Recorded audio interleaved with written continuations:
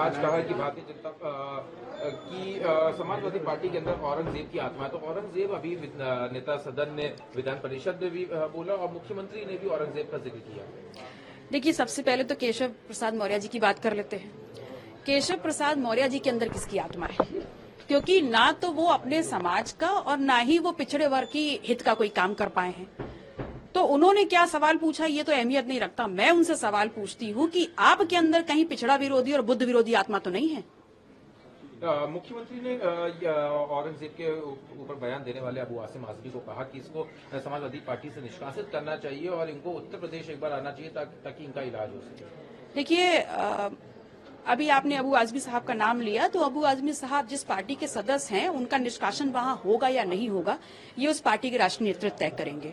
और रही बात यदि वो यहाँ आते हैं और माननीय मुख्यमंत्री जी उनके खिलाफ कार्रवाई करेंगे तो निसंदेह उत्तर प्रदेश की 25 करोड़ जनता ने उनको नेतृत्व दिया है।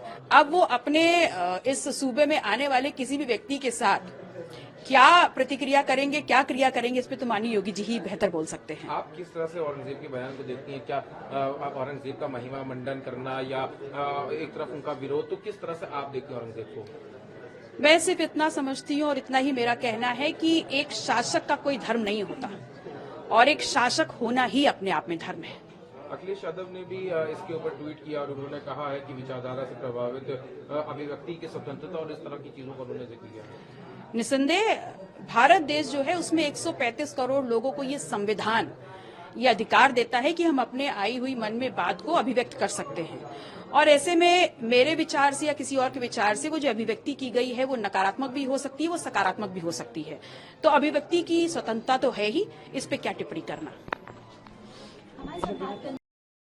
आज कहा है कि भारतीय जनता की समाजवादी पार्टी के अंदर औरंगजेब की आत्मा है। तो औरंगजेब अभी नेता सदन ने विधान परिषद में भी बोला और मुख्यमंत्री ने भी औरंगजेब का जिक्र किया।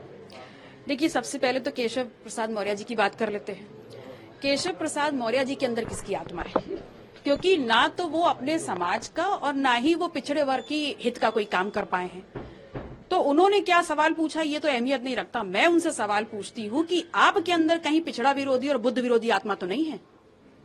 मुख्यमंत्री ने औरंगजेब के ऊपर बयान देने वाले अबू आसिम आजमी को कहा कि इसको समाजवादी पार्टी से निष्कासित करना चाहिए और इनको उत्तर प्रदेश एक बार आना चाहिए ताकि इनका इलाज हो सके। देखिए, अभी आपने अबू आजमी साहब का नाम लिया, तो अबू आजमी साहब जिस पार्टी के सदस्य हैं उनका निष्कासन वहां होगा या नहीं होगा ये उस पार्टी के राष्ट्रीय नेतृत्व तय करेंगे। और रही बात यदि वो यहाँ आते हैं और माननीय मुख्यमंत्री जी उनके खिलाफ कार्रवाई करेंगे तो निसंदेह उत्तर प्रदेश की 25 करोड़ जनता ने उनको नेतृत्व दिया है। अब वो अपने इस सूबे में आने वाले किसी भी व्यक्ति के साथ क्या प्रतिक्रिया करेंगे, क्या क्रिया करेंगे, इस पे तो माननीय योगी जी ही बेहतर बोल सकते हैं। आप किस तरह से औरंगजेब के बयान को देखती हैं? क्या आप औरंगजेब का महिमा मंडन करना या एक तरफ उनका विरोध, तो किस तरह से आप देखते हैं औरंगजेब को? मैं सिर्फ इतना समझती हूँ और इतना ही मेरा कहना है कि एक शासक का कोई धर्म नहीं होता और एक शासक होना ही अपने आप में धर्म है। अखिलेश यादव ने भी इसके ऊपर ट्वीट किया और उन्होंने कहा है कि विचारधारा से प्रभावित अभिव्यक्ति की स्वतंत्रता और इस तरह की चीजों का उन्होंने जिक्र किया। निसंदेह भारत देश जो है उसमें 135 करोड़ लोगों को ये संविधान ये अधिकार देता है कि हम अपने आई हुई मन में बात को अभिव्यक्त कर सकते हैं। और ऐसे में मेरे विचार से या किसी और के विचार से वो जो अभिव्यक्ति की गई है वो नकारात्मक भी हो सकती है, वो सकारात्मक भी हो सकती है। तो अभिव्यक्ति की स्वतंत्रता तो है ही, इस पे क्या टिप्पणी करना।